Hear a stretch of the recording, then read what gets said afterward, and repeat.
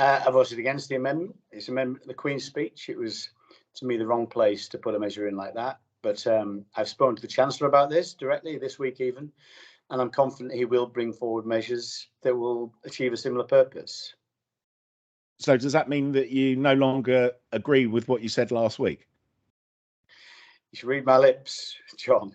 No, I didn't say that. I said, I spoke to the Chancellor.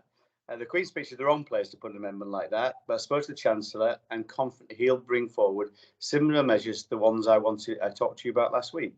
A windfall tax or something similar that will raise about £2 billion, which is what Labour wanted to raise. So something similar, broadly similar like that. So I expect that to come forward pretty shortly. Why is the Queen's speech the wrong place to put an amendment like that? Queen's speech is like a strategic agenda of what legislation you got coming through over the next 12 months. It's not a cost of living measure. So the right place for that is usually a budget or a spring statement, as the Chancellor did when he brought forward in his spring statement.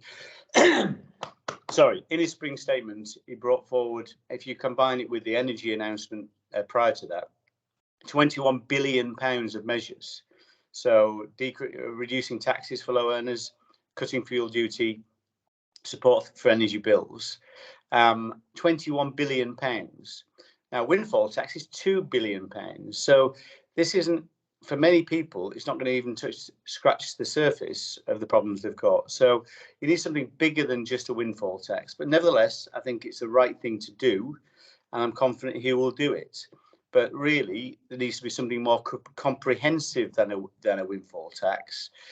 I personally think we should target the support that we provide more directly at the lowest income households. Last time we gave it to 4 out of 5 households.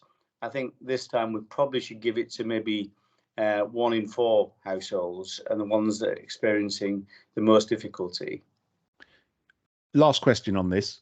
Can you understand why people will think that 1 minute you're saying you support a windfall tax and the next minute you voted against it, that you actually didn't mean what you said in the first place? Will you understand that people will think that?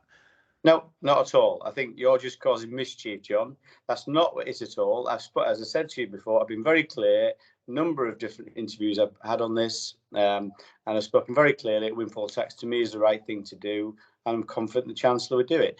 If you want to try and portray this as some kind of mixed messaging, that's up to you. I've not mixed in my messages at all. I'm very clear. We should do a windfall tax.